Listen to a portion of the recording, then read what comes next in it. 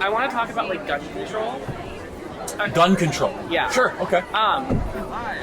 So I know, like, we have a Second Amendment. We're like protected to owning like firearms. Yes. As a gay person, I often fear of like retaliation, hate crimes. I've actually been mugged a few times. Wearing stuff that may not seem as normal as this. Okay. What can like we do from like a Second Amendment perspective to like help bring people into like the folds of like gun ownership in order for like self-protection?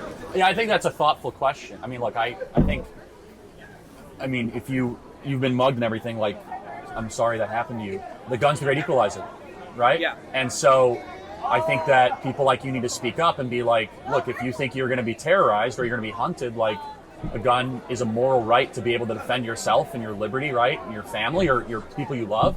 I mean, I suppose it'd be a better question for you, right? Like, what do you think that a majority of gay people are pro guns or anti? I'm just curious. Like, mostly anti-gun. Why do you think that is? I'm just curious. I think it's a lot of like liberal identity politics. How can we like bridge that like distance? Yeah, it's a good question. I think that, look, I don't think gun ownership should be political. I don't. And like, this is one of the arguments I always make for like BLM people, right? It's like, if you think you're getting hunted down, then like responsibly own guns, right? But there is a fear around gun ownership in America. I think it should transcend, sexual persuasion or skin color, right? I think it's a moral right for all people, especially if you think, especially women who are, potentially at a physical disadvantage from defending themselves, right? And you got mugged a couple times. I don't know if the person who mugged you is a man or a woman. I don't know, but like, if you were in a situation where you're physically disadvantaged, like a firearm could equalize that, right? Yeah, it's a pretty like out there. Is it taboo, like topic almost? Yeah, like I'm very like, no, go for it, like get into a girl. But then it's also just kind of like not really, I don't want to say like frowned upon, but just kind of like, whoa, that's a bit much from like someone like me. But I just thought I'd ask. Well, I want to encourage you, like, don't let that get to you. I'm much more like pro gun ownership and like Second Amendment type. Yeah, okay.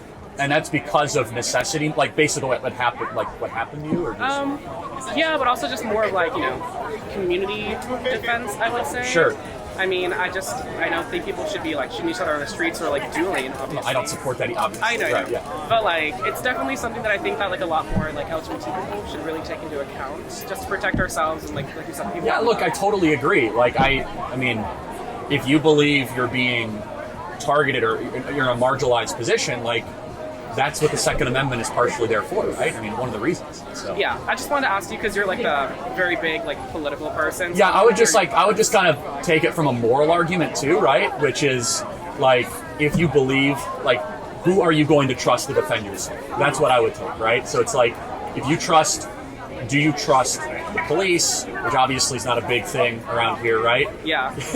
Do you trust, like, I don't know, someone that you think will hurt you? Then the moral argument of the Second Amendment is that you should be responsible for your own autonomy and your own safety, right? There's other reasons too, but. Okay, thank you. Have a good day. Thank you. I appreciate it. Thoughtful question.